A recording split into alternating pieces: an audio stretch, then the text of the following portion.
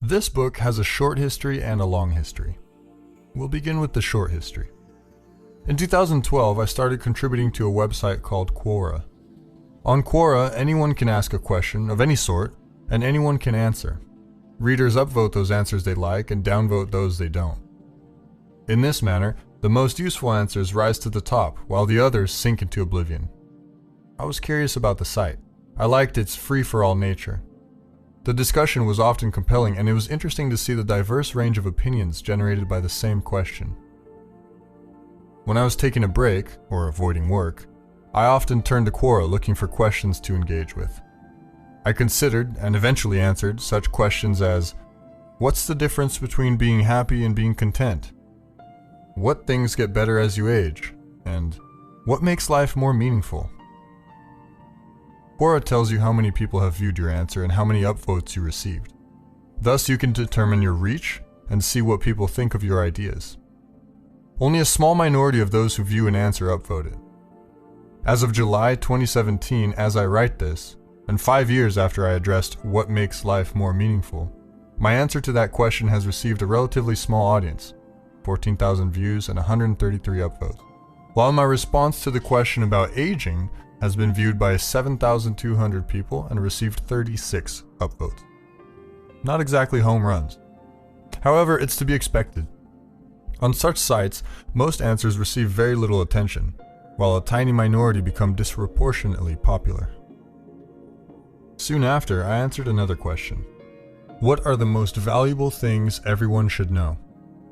I wrote a list of rules or maxims, some dead serious, some tongue-in-cheek.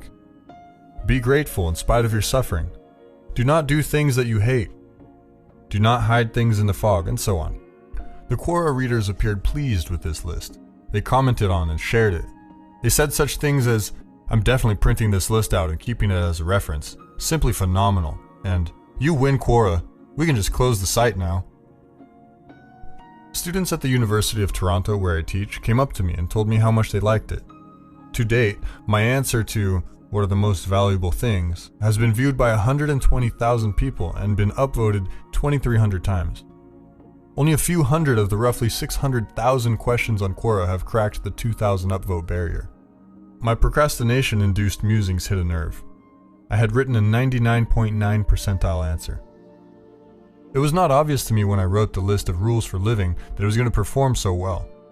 I had put a fair bit of care into all the 60 or so answers I submitted in the few months surrounding that post. Nonetheless, Quora provides market research at its finest. The respondents are anonymous. They're disinterested in the best sense. Their opinions are spontaneous and unbiased. So I paid attention to the results and thought about the reasons for that answer's disproportionate success. Perhaps I struck the right balance between the familiar and the unfamiliar while formulating the rules. Perhaps people were drawn to the structure that such rules imply. Perhaps people just like lists. A few months earlier, in March of 2012, I had received an email from a literary agent. She had heard me speak on CBC radio during a show entitled Just Say No to Happiness, where I had criticized the idea that happiness was the proper goal for life. Over the previous decades, I had read more than my share of dark books about the 20th century, focusing particularly on Nazi Germany and the Soviet Union. Alexander Solzhenitsyn, the great documenter of the slave labor camp horrors of the latter, once wrote that the pitiful ideology holding that human beings are created for happiness was an ideology done in by the first blow of the work's assigner's cudgel. In a crisis, the inevitable suffering that life entails can rapidly make a mockery of the idea that happiness is the proper pursuit of the individual. On the radio show, I suggested, instead, that a deeper meaning was required. I noted that the nature of such meaning was constantly represented in the great stories of the past, and that it had more to do with developing character in the face of suffering than with happiness. This is part of the long history of the present work. From 1985 until 1999, I worked for about 3 hours a day on the only other book I have ever published, Maps of Meaning, The Architecture of Belief. During that time, and in the years since, I also taught a course on the material in that book, first at Harvard, and now at the University of Toronto. In 2013, observing the rise of YouTube, and because of the popularity of some work I had done with TVO, a Canadian public TV station, I decided to film my university and public lectures and place them online. They attracted an increasingly large audience, more than 1 million views by April 2016. The number of views has risen very dramatically since then, up to 18 million as I write this. But that is in part because I became embroiled in a political controversy that drew an inordinate amount of attention. That's another story, maybe even another book. I proposed in Maps of Meaning that the great myths and religious stories of the past, particularly those derived from an earlier oral tradition, were moral in their intent rather than descriptive. Thus, they did not concern themselves with what the world was as a scientist might have it, but with how a human being should act. I suggested that our ancestors portrayed the world as a stage, a drama, instead of a place of objects. I described how I had come to believe that the constituent elements of the world as a drama were order and chaos, not material things. Order is where the people around you act according to well-understood social norms and remain predictable and cooperative. It's the world of social structure, explored territory, and familiarity. The state of order is typically portrayed, symbolically, imaginatively, as masculine. It's the wise king and the tyrant, forever bound together, as society is simultaneously structure and oppression. Chaos, by contrast, is where, or when, something unexpected happens. Chaos emerges in trivial form when you tell a joke at a party with people you think you know and a silent and embarrassing chill falls over the gathering. Chaos is what emerges more catastrophically when you suddenly find yourself without employment or betrayed by a lover. As the antithesis of symbolically masculine order, it's presented imaginatively as feminine. It's the new and unpredictable, suddenly emerging in the midst of the commonplace familiar. It's creation and destruction, the source of new things and the destination of the dead, as nature opposed to culture is simultaneously birth and demise. Order and chaos are the yang and yin of the famous Taoist symbol, two serpents head to tail. Starred note: the yin-yang symbol is the second part of the more comprehensive 5-part Tajitu, a diagram representing both the original absolute unity and its division into the multiplicity of the observed world.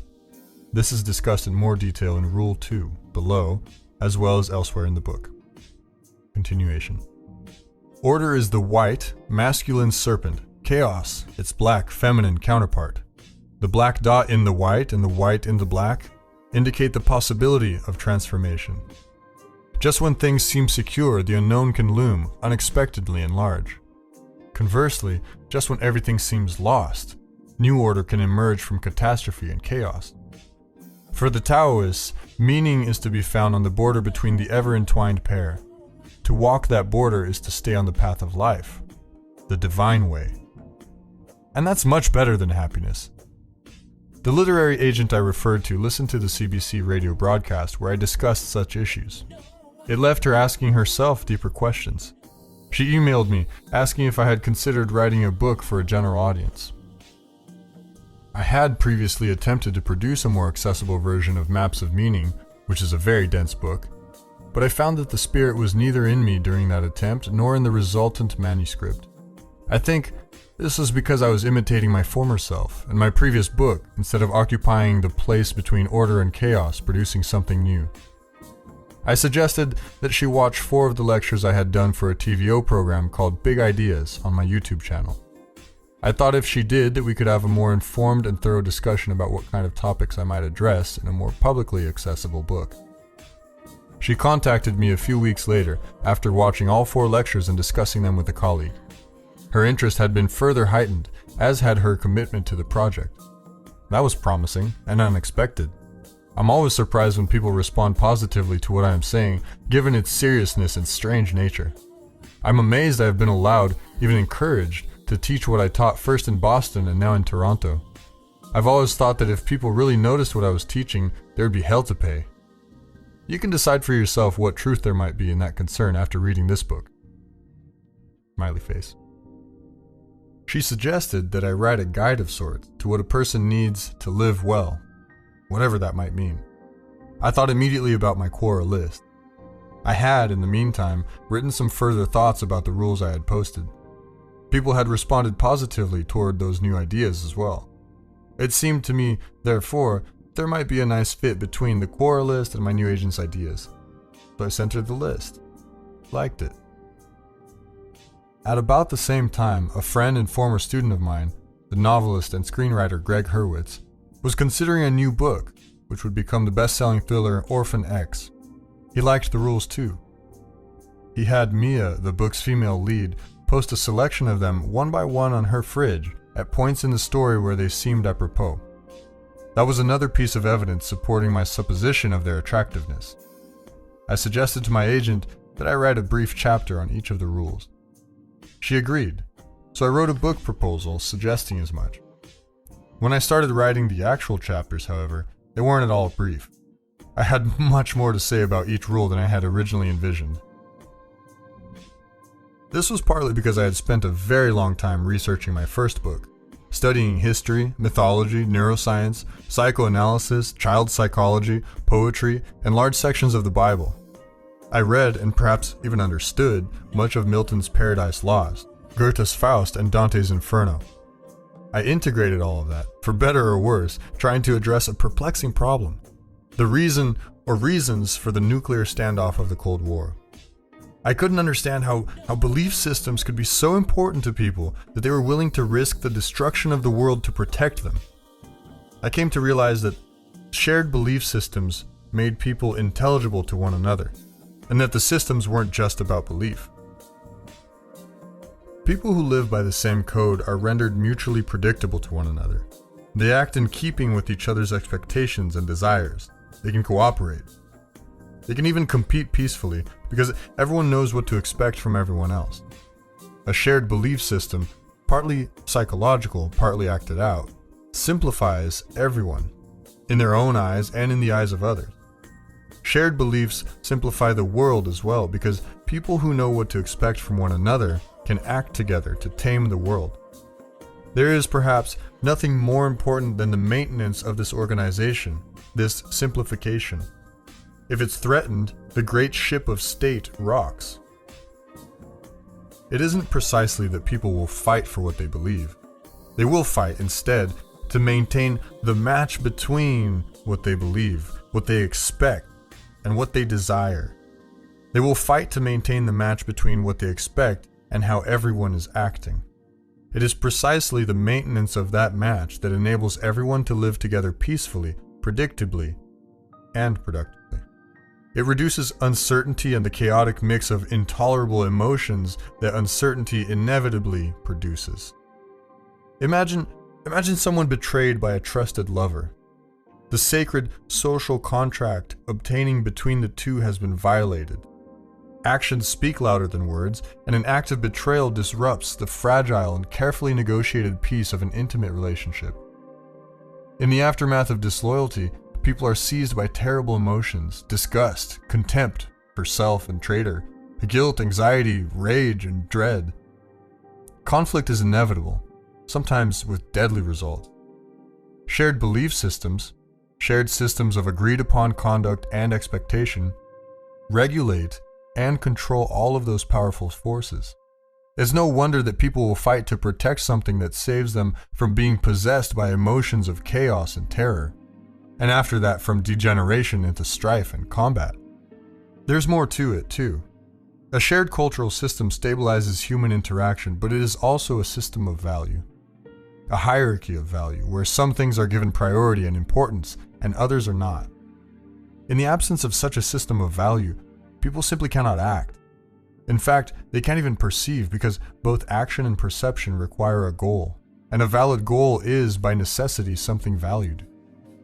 We experience much of our positive emotion in relation to goals.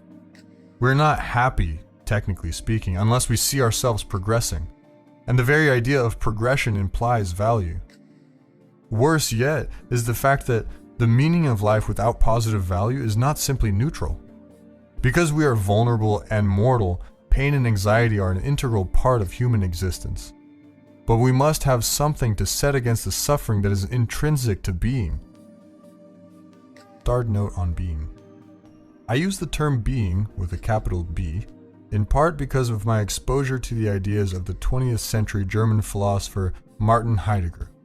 Heidegger tried to distinguish between reality, as conceived objectively, and the totality of human experience, which is his being. Being, with a capital B, is what each of us experiences subjectively, personally, and individually, as well as what we each experience jointly with others. As such, it includes emotions, drives, dreams, visions, and revelations, as well as our private thoughts and perceptions. Being is also, finally, something that is brought into existence by action, so its nature is to an indeterminate degree a consequence of our decisions and choices, something shaped by our, hypothetically, free will.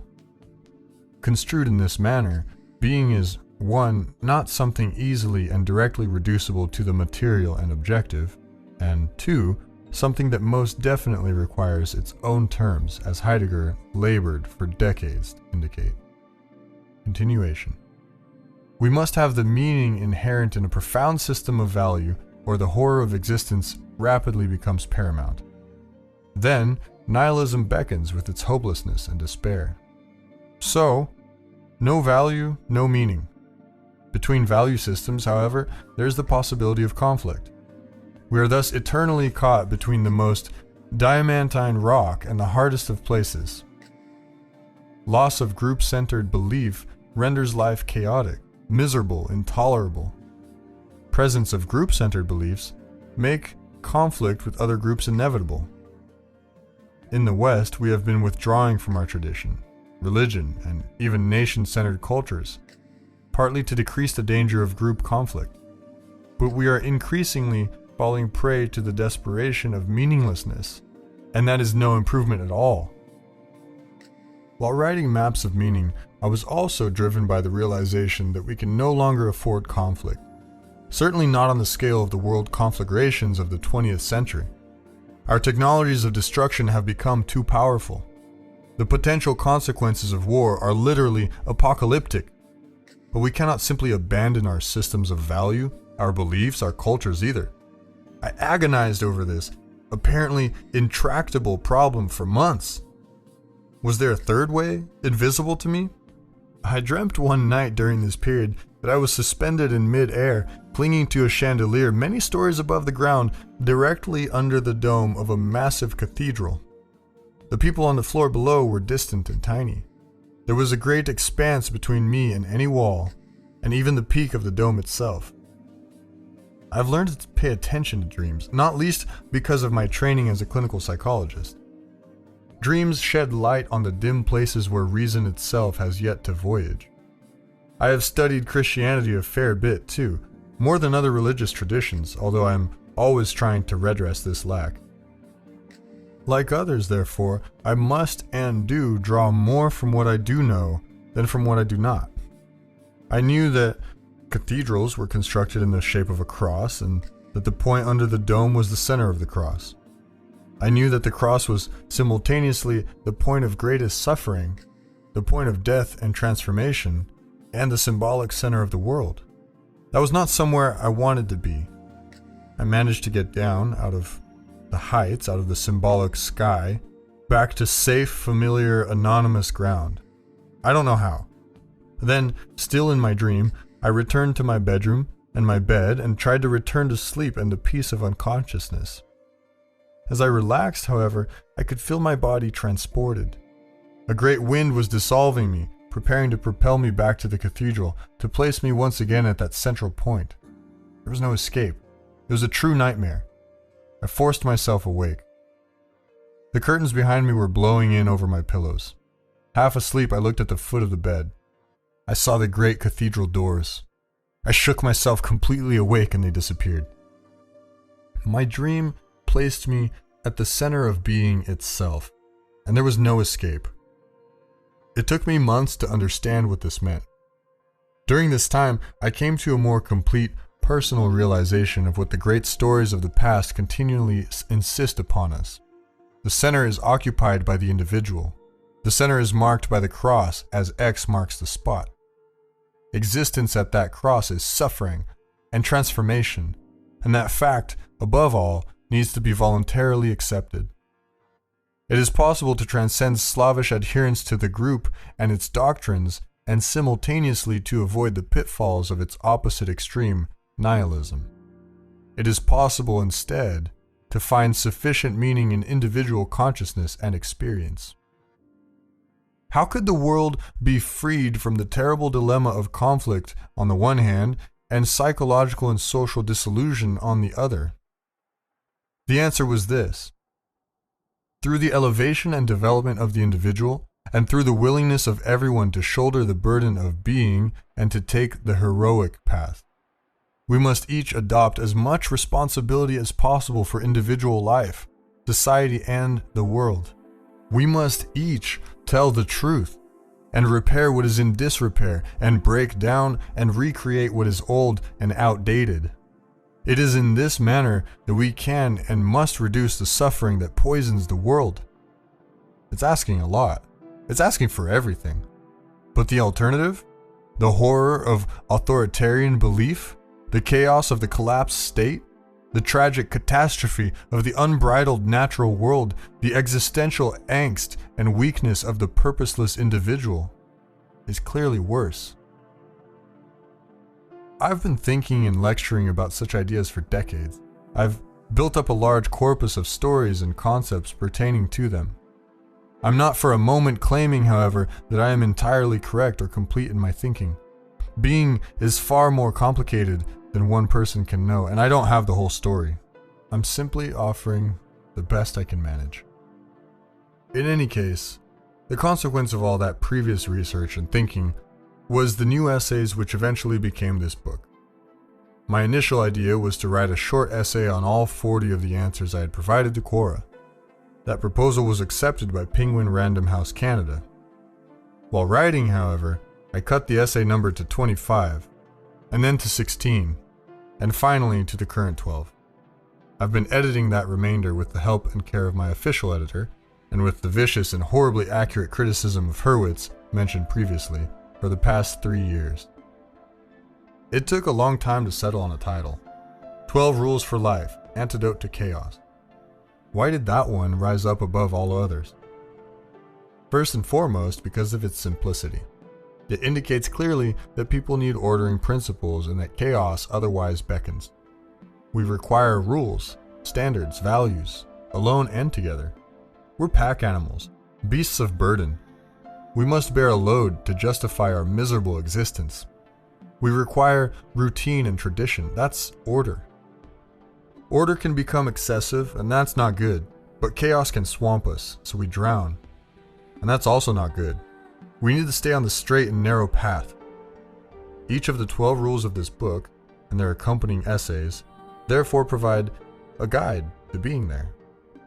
There is the dividing line between order and chaos. That's where we are simultaneously stable enough, exploring enough, transforming enough, repairing enough, and cooperating enough.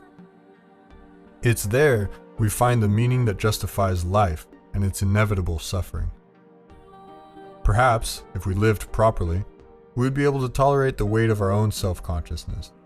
Perhaps, if we lived properly, we could withstand the knowledge of our own fragility and mortality, without the sense of aggrieved victimhood that produces first resentment, then envy, then the desire for vengeance and destruction. Perhaps, if we lived properly, we wouldn't have to turn to totalitarian certainty to shield ourselves from the knowledge of our own insufficiency and ignorance. Perhaps, we could come to avoid those pathways to hell. And we have seen in the terrible 20th century just how real hell can be. I hope that these rules and their accompanying essays will help people understand what they already know, that the soul of the individual eternally hungers for the heroism of genuine being, and that the willingness to take on that responsibility is identical to the decision to live a meaningful life. If we each live properly, we will collectively flourish. Best wishes to you all as you proceed through these pages. Dr. Jordan B. Peterson, clinical psychologist and professor of psychology.